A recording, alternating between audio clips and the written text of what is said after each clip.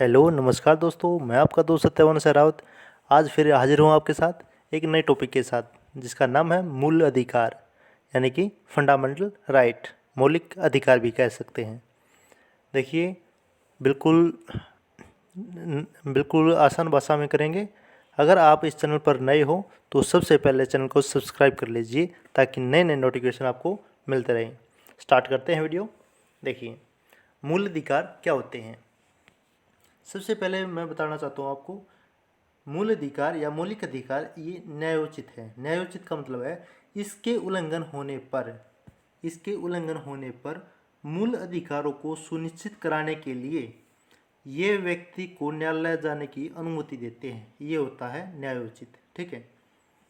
फिर है इन्हें उच्चतम न्यायालय यानी कि सुप्रीम कोर्ट द्वारा गारंटी और सुरक्षा प्रदान की जाती है। अपने जो मौलिक अधिकारों का हनन हो रहा है तो आप उच्चतम न्यायालय जाकर इसे गारंटी और सुरक्षा प्रदान करवा सकते हैं। हालांकि पीड़ित व्यक्ति सीधे उच्चतम न्यायालय जा सकता है। राष्ट्रीय आपातकाल की सक्रियता के दौरान अनुच्छेद 20 और 21 में प्रत्याभूत अधिकारों को छोड़कर इन्हें निलंबित किया जा सकता है। ठीक है, इन्हें निलंबित किया जा सकता है। फिर देखते हैं, अनुच्छेद 19 में उल्लेखित 6 मूल अधिकारों को केवल तब स्थगित किया जा सकता है जब युद्ध या विदेशी आक्रमण के आधार पर राष्ट्रीय आपातकाल की घोषणा की गई हो। वो भी बताऊंगा कौन सा मूल अधिकार नहीं होके निलंबित किया जा सकता। देखिए, हमारे मूल संविधान में कितने मौलिक अधिकार थे? वो थे 7। जब हमारा संविधान बना तो उसमें थे 7 मूल अधिकार थे। लेकिन जो संपत्ति का अधिकार है ये अब मौलिक अधिकारों की सूची में नहीं है, क्योंकि ये अब कानूनी अधिकार हो गया। क्या? कानूनी अधिकार। तो अब ये मौलिक अधिकारों की संख्या कितनी है? 6। देखिए, सबसे पहला अधिकार है समानता का।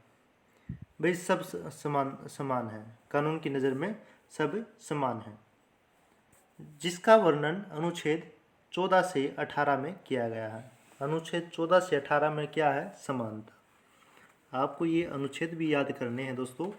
अनुच्छेद 14 से 18 में क्या है? समानता, कानून के समान सभी समान है।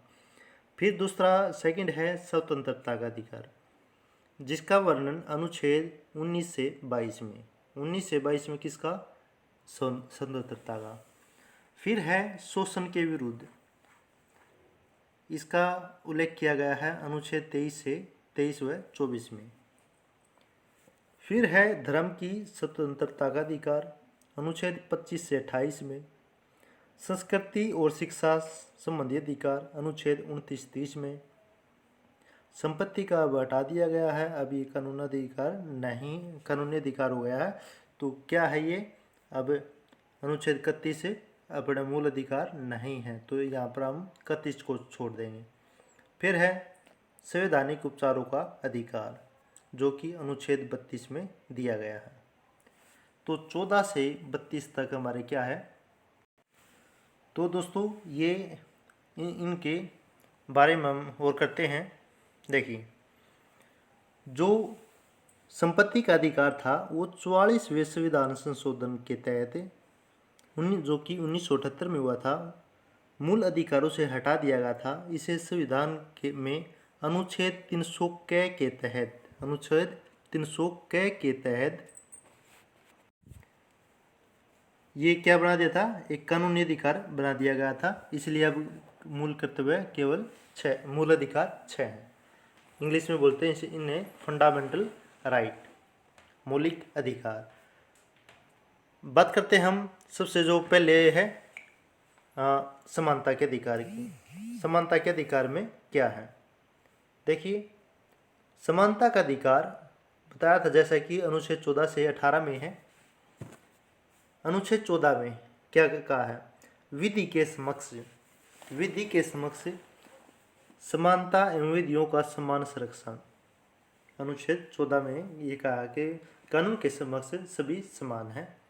फिर अनुच्छेद 15 में ये कहा गया है, धर्म, मूल, वंश, लिंग और जन्म के भेदभाव का प्रतिषेध। भाई किसी के भी साथ भेदभाव नहीं किया जाएगा, चाहे वो लिंग हो, धर्म हो, वंश हो, तो जन्म के साथ किसी के भी साथ भेदभाव नहीं किया जाएगा। अनुच्छेद 15 में इसका वर्णन किया गया। कई बार क्वेश्चन ये पूछा भी गया है, तो आपने याद रखना है किस अनुच्छेद के तहत भेदभाव की समाप्ति की गई है, अनुच्छेद 15 में। फिर अनुच्छेद 16 क्या बताता है, लोक नियोजन के विषय में अवसर की समानता। जितने भी सार्वजनिक नियोजन हैं वह उसमें सब को समान अवसर होने चाहिए। अनुच्छेद 17 करता है छुआछूत का अंत। छुआछूत को अंत या अस्पृश्यता का अंत कौन से में दिया गया है, अनुच्छेद 17 में। ये वेरी इंपॉर्टेंट है। अनुच्छेद 18 में बताया गया है, सेना या विद्या संबंधी सम्मान के सिवाय सभी उपाधियों पर रोक। ठीक है, सेना या विद्या संबंधी सम्मान के अलावा सभी उपाधियों का अंत किया गया था अनुच्छेद 18 में। अब बात करते हैं हम दोस्तों सेकंड, स्वतंत्रता का अधिकार। स्वतंत्रता के अधिकार में क्या है, देखिए स्वतंत्रता का अधिकार अनुच्छेद 19 से 22 में इसका वर्णन है। अनुच्छेद 19 से 22 में, अनुच्छेद 19 में क्या है, अनुच्छेद 19 में यह भारतीय नागरिकों को निम्न 6 अधिकार देता है। पहले है वाक एवं अभिव्यक्ति की स्वतंत्रता, यानी कि बोलने की स्वतंत्रता। फिर है सम्मेलन की स्वतंत्रता, कोई भी व्यक्ति कहीं पर भी सम्मेलन कर सकता है। फिर है संगम व संघ बनाने की स्वतंत्रता। फिर है स्वतंत्र संचरण की स्वतंत्रता, कोई भी व्यक्ति कहीं भी घूम सकता है। निवास की स्वतंत्रता, कोई भी व्यक्ति कहीं भी निवास कर सकता है, कहीं पर भी अपना मकान ले सकता है। और फिर छठा है व्यापार, व्यवसाय और रोजगार की स्वतंत्रता, कोई भी व्यक्ति, किसी भी धर्म वंश का व्यक्ति कोई भी व्यापार और कहीं भी कर सकता है। तो ये है 6 स्वतंत्रता जो कि अनुच्छेद 19 हमें प्रदान करता है। फिर अनुच्छेद 20 में अपराधियों के लिए दोषी के संबंध में संरक्षण। अब अगर कोई भी अपराधी दोषी है तो उनके संबंध में संरक्षण की बात की है अनुच्छेद 20 में। फिर बात करते हैं दोस्तों, नेक्स्ट है शोषण के विरुद्ध स्वतंत्रता, शोषण के विरुद्ध अधिकार की, जिसका वर्णन है अनुच्छेद 23 और 24 में। इसमें धर्म की स्वतंत्रता, संस्कृति और शिक्षा संबंधी अधिकार, अच्छा ये नहीं, ये अनुच्छेद 21 में क्या है, प्राण और दैहिक स्वतंत्रता और कुछ दशाओं में गिरफ्तारी पर विरोध का हो। अब ये शोषण के विरोध में नहीं है। ये जो हमारे जो 21-22 थे, ये क्या है दोस्तों, ये हो गया आपके ऊपरले में, जो कि समानता का अधिकार था, स्वतंत्रता का था। नेक्स्ट है शोषण के विरुद्ध अधिकार, जिसका वर्णन अनुच्छेद 23-24 में किया गया है। अनुच्छेद 23 में क्या बात कह रखी है, मानव के दुर्व्यवहार और बालक श्रम पर निषेध। अनुच्छेद 23 में मानव के दुर्व्यवहार और बालक श्रम का प्रतिषेध है। फिर अनुच्छेद 24 से वेरी इंपॉर्टेंट है दोस्तों, कारखानों आदि में 14 वर्ष से कम आयु के बच्चों को प्रतिबंध है। कोई भी 14 वर्ष का बच्चा या उससे कम का किसी भी कारखाने या खदान में जहाँ पर रिस्क है, जान जोखिम का काम नहीं कर सकता। ये पाबंद है कौन से, अनुच्छेद 24 में।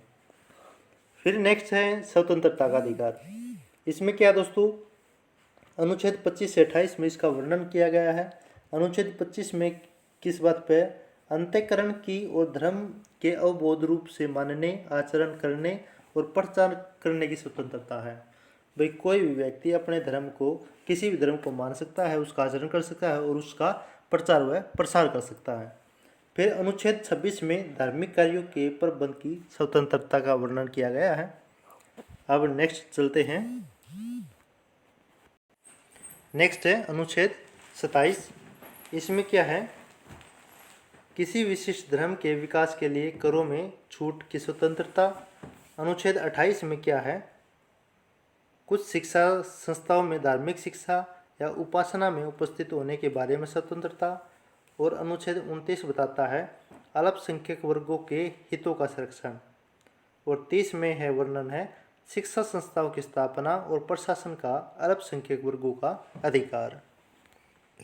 नेक्स्ट है संपत्ति का अधिकार। दोस्तों ये हटा दिया गया है, अब ये कानूनी अधिकार हो गया है, जिसका 44वें संविधान संशोधन 1978 के तहत जो अनुच्छेद 31 में था।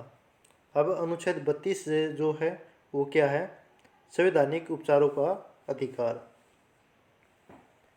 अनुच्छेद 32 से ये बताता है इस भाग द्वारा प्रदत्त अधिकारों को प्रवृत्ति करने के लिए अधिकार है। तो दोस्तों आपको ये वीडियो कैसी लगी? तो दोस्तों आपको वीडियो कैसी लगी? अच्छी लगी तो लाइक करना, सब्सक्राइब करना, और कुछ गलत है तो कमेंट करना। थैंक यू दोस्तों।